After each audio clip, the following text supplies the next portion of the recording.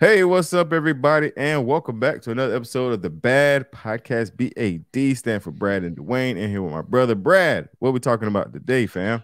We're going to talk about winners win. I got a quote here from Ralph Marston. Mm. Winners win not because they're allowed to, but because they decide to. So tonight we're going to talk about winners win. All right, man. I love it. Winners win. We're gonna get it right here. Let's get it, y'all. Let's go. Hey, good job, guys. Good job. Mental battles. Mental battles.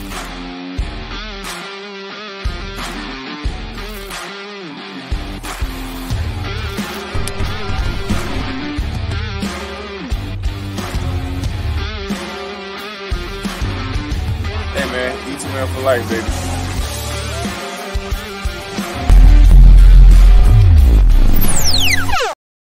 What it do? What it be like? Welcome back to the Bad Podcast, man. Another episode, man. We're knocking these things out the park every week, sitting behind this microphone, man, and doing our thing, brother. How you feel about that, man? Before we can jump into anything. You know, it's such a surreal thing, Dwayne. Like I've always dreamt to be on a podcast, and now that we're doing our own thing, we're getting so many comments and likes and shout outs. It's a surreal moment, to dream about it and then see it come full circle and become reality.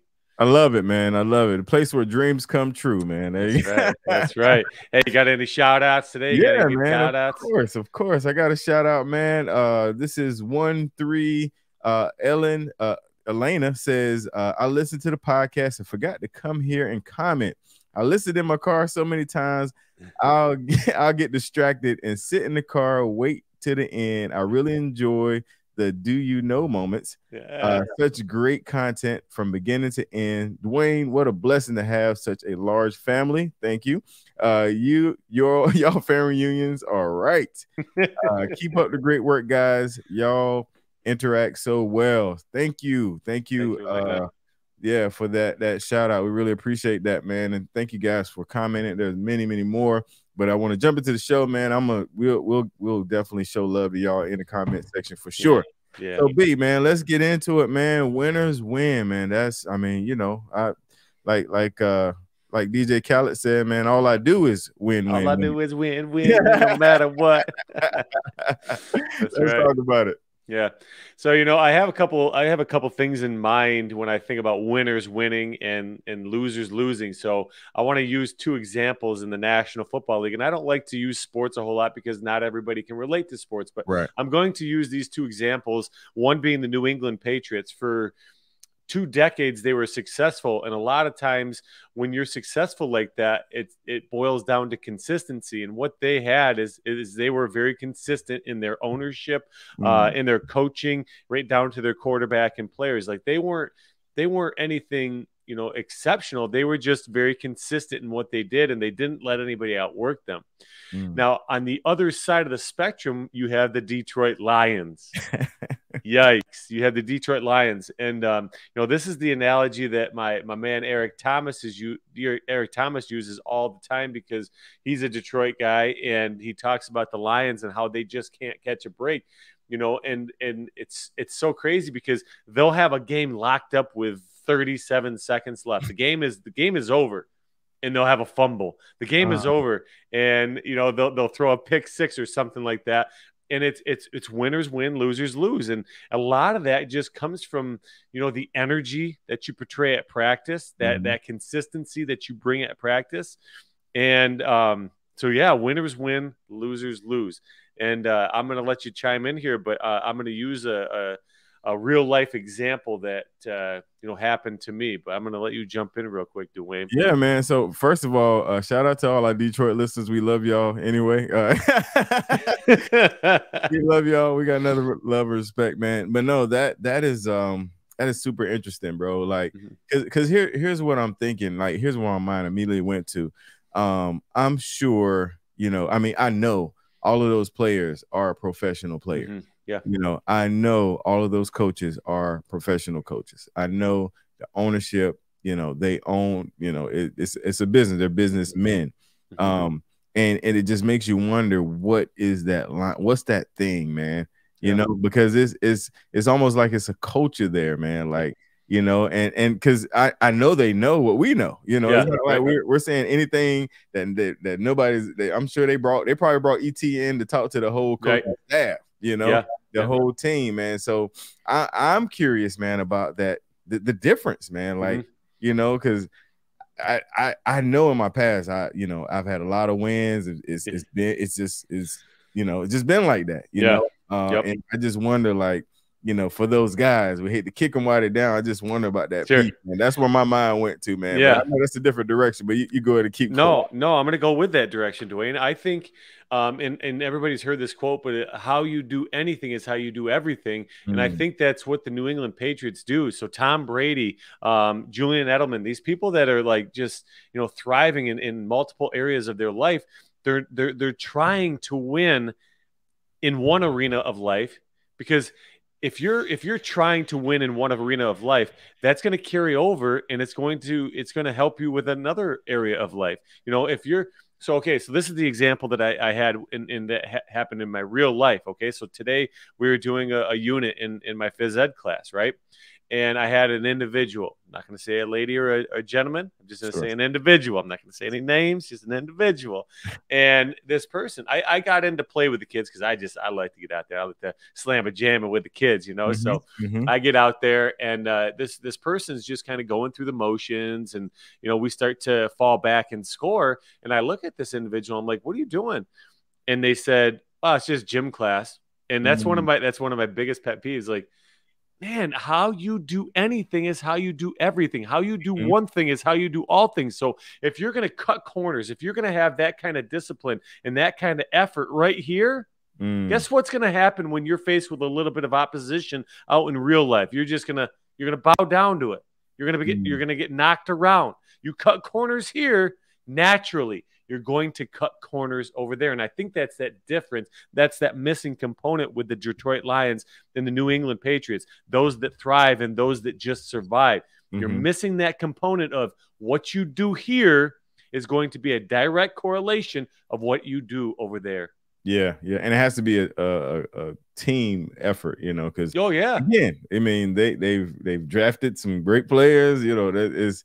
And you can come in and it's a culture thing, man. But going back to the gym class, man, see, my gym class was always intense because I was on the team, and all the kids that thought they should have been on the team, they played us extra hard, man. So there wasn't no slacking off. Like we would go to town. Like I was glad my gym class was last, because I would have been like funky stanky all day because of how hard we played in gym class. But I just had to say that because as soon as you said it, I thought, I was like, man, we used to go hard at our gym class. And them dudes, if you was on the basketball team, they was coming after you. They wanted to show like I should be in your place kind of thing, man. So I had to throw that out there. But no, man, and it's funny you said, like, how you do anything is how you do everything. Because just going back to Tom Brady, not a fan. I don't like love hate. You know what I mean? Like I'm a Colts fan, so it's a natural like thing in me. Like, But I will say this: how he does his body personally, how he takes care of himself, how he trains. They talk about his regimen. They talk about even his water intake, his food intake, all of that stuff. How you do anything is how you do everything, man. And so that personal discipline spilled over into his professional life, man. And as much as I hate it, it was the case, man. And that is that piece, man. That's that piece that separates those that win between those that lose. But I mean, we have to say, you don't have to stay on the losing side, man. Right. And I know you're gonna get there, but we have to throw that out there, man. Yeah. No, you never have to stay on one side or the other. And you get to that side, it's very hard to maintain. But you talk about how you do how you take care of your body. I just looked up. I just heard this recently. LeBron James spends $1.5 million annually. Yep. $1.5 million per year on his body, Yep. making sure that his body is up to par to play with a bunch of young kids. You think Tom Brady wasn't doing the same thing? You think Right. Serena Williams wasn't doing the same thing? You think all these studs in their area weren't doing the same thing? They are putting good things in their body. They're Mhm. making sure they are thriving in the nutrition game, in the Mhm. fitness game, in all areas of life, because again, how you do anything is how you do everything. You know, Yeah. I just heard this too. We're all self-made.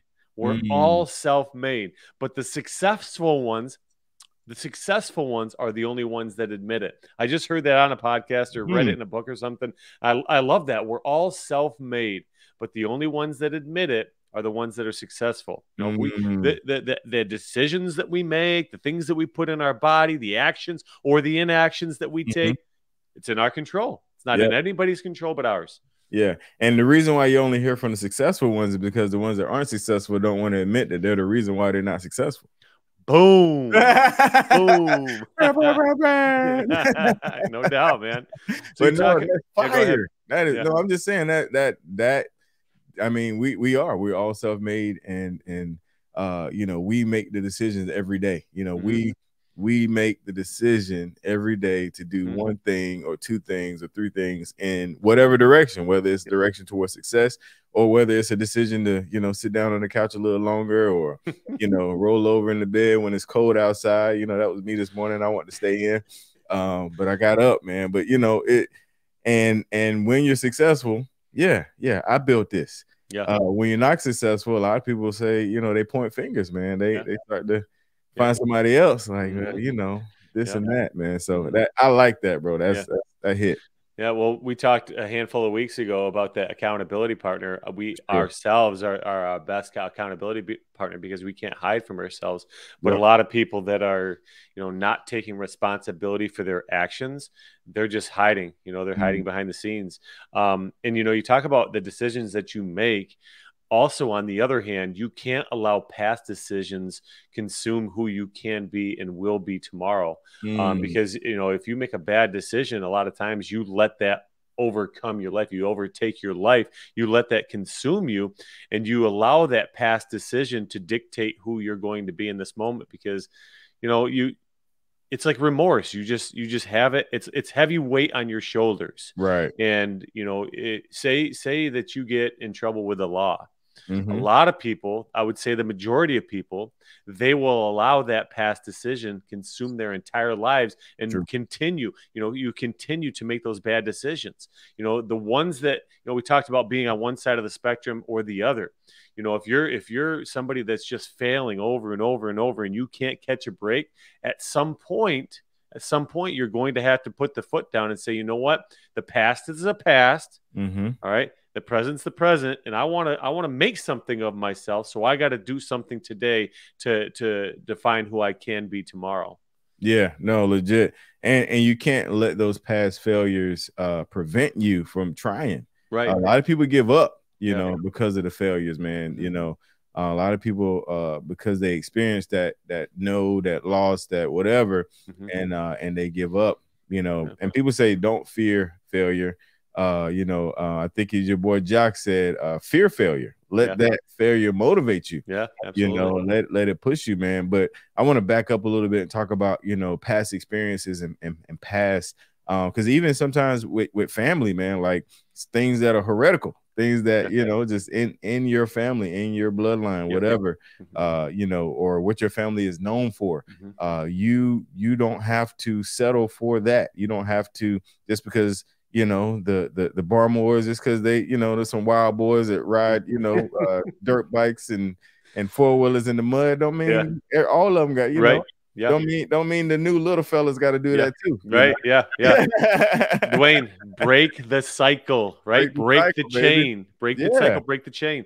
You know, and you know, so when I was in high school, I followed the Barmore name where I come from was sort of a tarnished name. All right. Shout out to all my family because I love my family. Sure. Right. But when I came through, I had a couple of, you know, family members that sort of tarnished my name. So when I got to school, there was a portrayed image of who I was going to be, you know, and I had to work really hard for to get the attention of my teachers and get the respect of my teachers. But again, you can't allow those you can't, something that's hereditary, Yep. something that's something that's preceded you, or not preceded, but came before you. You can't allow those things to dictate who you're going to be. So I worked extremely hard to break that cycle. Right. And that's the thing we got to do. And one of the things that I hear over and over and over in school and, within E2M is, well, I have a hereditary disease. And a lot of times, yeah, okay,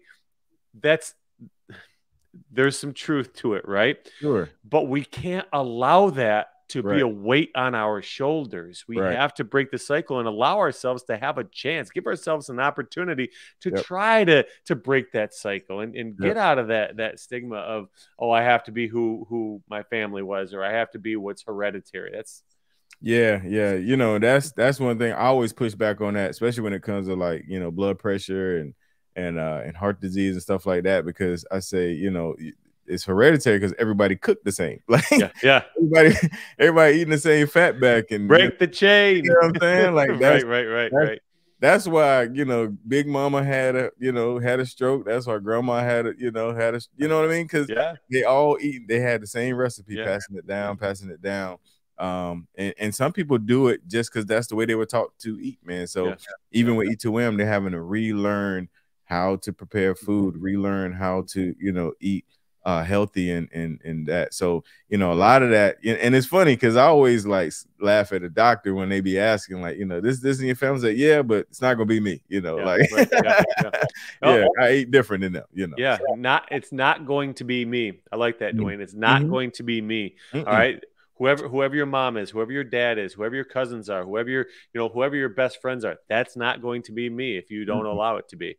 I have a friend, a local friend that joined E2M, I'd say about 1.5 years ago. And he reached out to me just recently and he's like, hey man, I just want to be completely transparent with you. He goes, I never knew how to eat before E2M. And I'm like, what are you talking about? He goes, well, for breakfast, I'd have steak and eggs and a milk. For lunch, I'd have a peanut butter and jelly and some potato chips and a milk. For dinner, I'd have steak and something and milk. And I just never knew. And man, like that happens to my kids all the time too. I'm like, they're like, hey, Mr. Barmore, I got a headache. Or hey, Mr. Barmore, my knees hurt. Hey, Mr. Barmore, I'm not feeling good. I'm like, well, what'd you have for breakfast?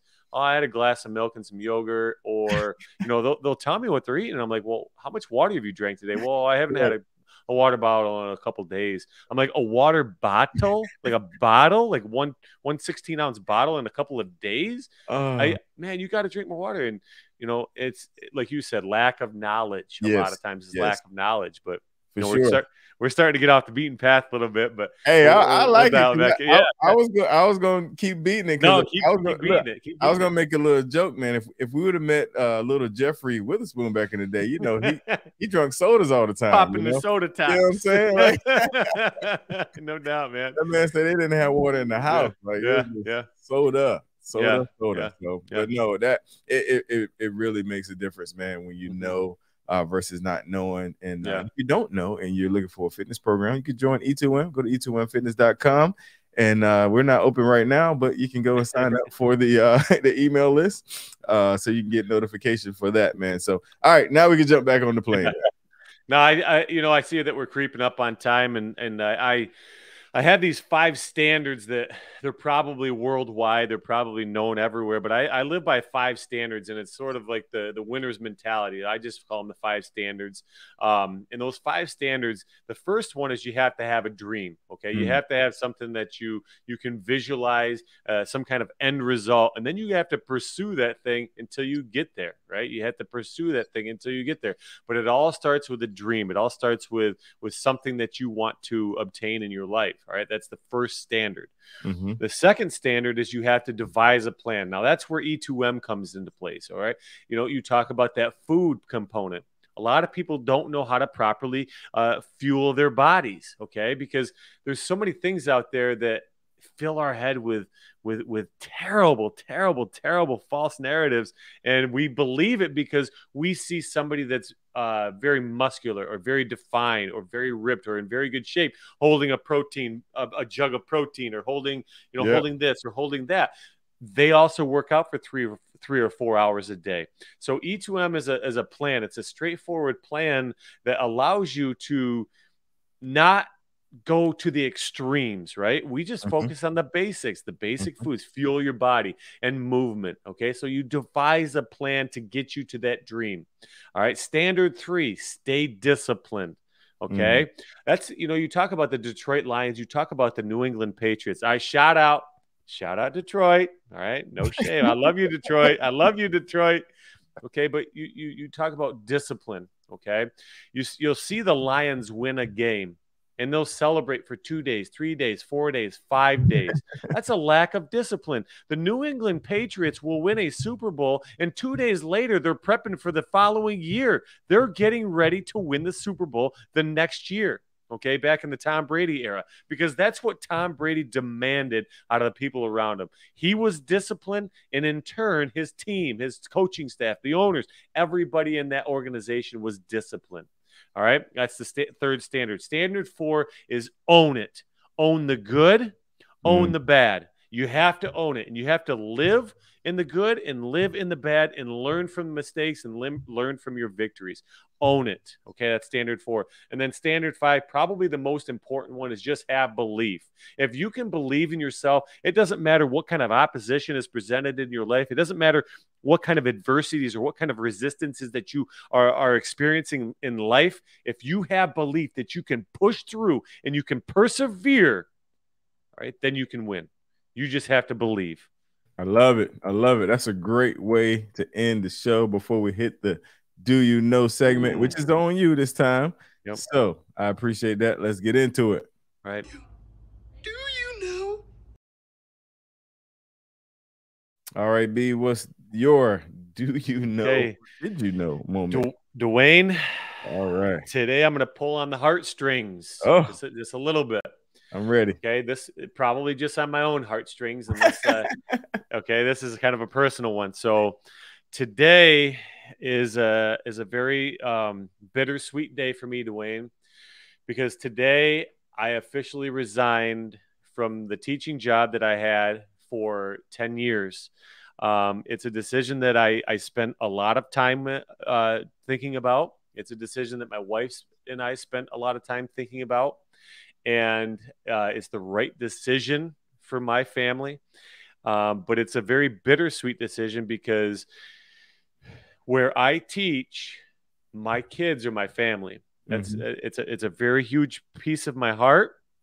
It's a very huge piece of my life, and I'm going to miss my kids to the stars and back. And I will always be a Wildcat at heart, and I will always bleed blue and gold. But today, when this podcast drops, it will be the first day that I am officially resigning. It won't happen until June 30th, but so I'm finishing out the school year. So if anybody from Sherman is watching this and I can't make eye contact, there's a reason. But so if anybody's watching from Sherman, I love you guys, and you played a vital piece in developing who most know as Uncle Brad. And I can't thank the school enough, and I can't thank the staff enough, and I certainly cannot thank all the kids that I've had over the years, the thousands of kids over the years.